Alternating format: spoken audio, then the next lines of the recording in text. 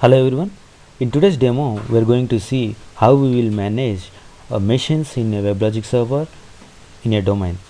Let us assume that I have a domain ASKM underscore domain. So this is my domain, and also assume that I have three managed servers within this domain, and I'm going to show you how I will allocate or how I will configure machines for these three managed servers.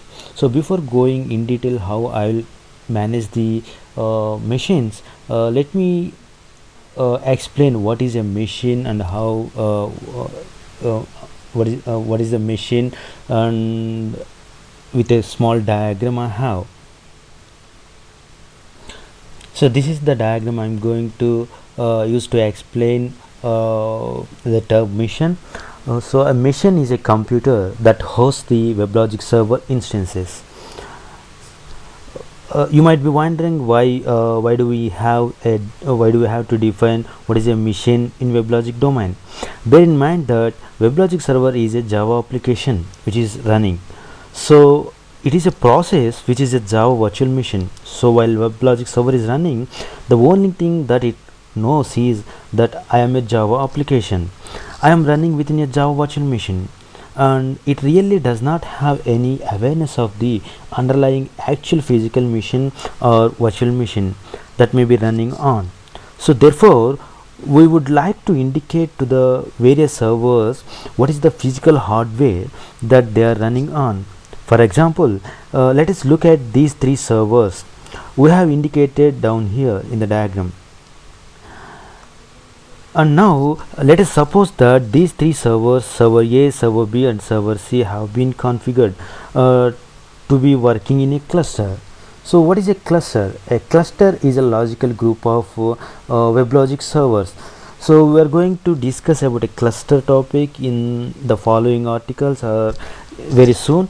And so we have three servers A, B and C. They have been configured to work in a cluster.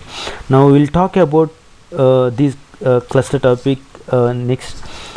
Let us suppose for just a moment, let us concentrate on server A.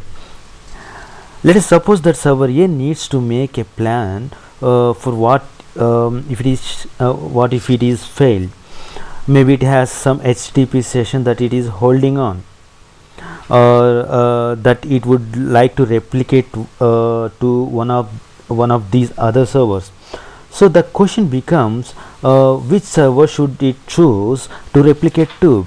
Should it choose server B here, or replicate session 2, or should it choose server C?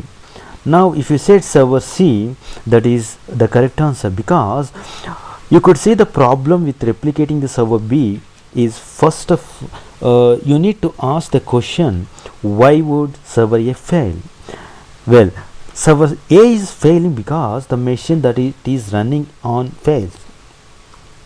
Then not only server A is going to fail, but server B is also going to fail. So therefore what we would like to do is mitigate the problem by having server A replicating sessions over here to server C.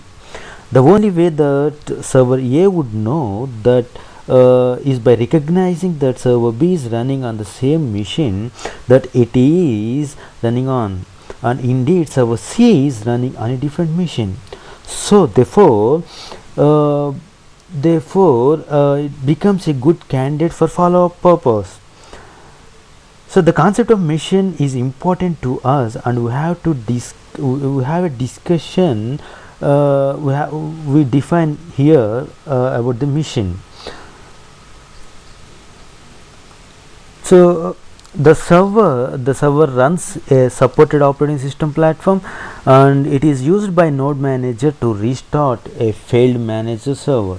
So with that defining a machine, I'll go to the actual demo of how we will manage or how we will configure a machine in a WebLogic server. Now this is my WebLogic server domain. Now I'm going to show you how to create machines. So I'm on home page. So I'm showing the navigation, how do we create a machine. I'm clicking on machine. So click on lock and edit. Now create a new machine. Now I'm creating ASKM_MACH01. So this is machine 1 in ASKM_domain. The operating system I'm choosing is a Unix operating system, and then next. So I'm choosing all default ones and I'm clicking finish. So if you see here, one machine with name ASKM_MACH is created. So let me create one more machine.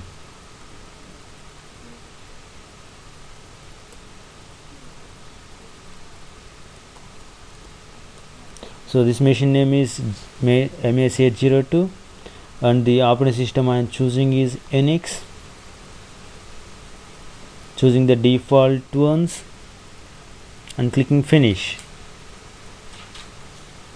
And now I am saving these changes. No restart required for these changes, and I am activating these changes. Now all changes have been activated, no restarts necessary. So I have created now two machines. Okay, so these two are the machines I have created. Now after creating these machines, I am going to configure these machines in the Weblogic server domain. So I have 3 managed servers. So these 3 are the managed servers. So I'm going to assign these managed servers to different machines just now I created. So I'm going to assign MS1 to one machine and MS2 and MS3 to second machine. So let me show you how do I assign managed servers to a machine. So these two are the machine. First let me click on machine 1.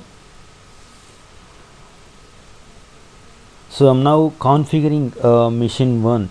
So let me get lock on it.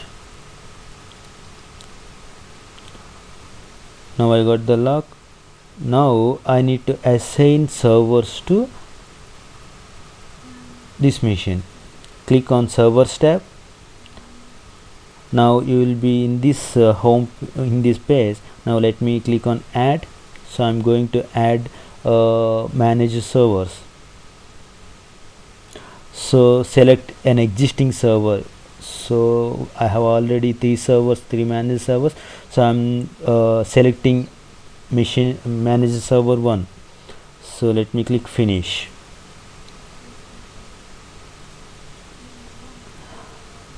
Okay, so that shows I'm assigning managed server 1 to machine 1. So let me select machine 2 and also configure machine 2. So this is the configuration part of machine 2. I'm selecting servers and I'm selecting add. So for machine 2 I'm assigning managed server 2, finish. And to the same machine I am assigning one more managed server. So and more managed server is MS3, finish.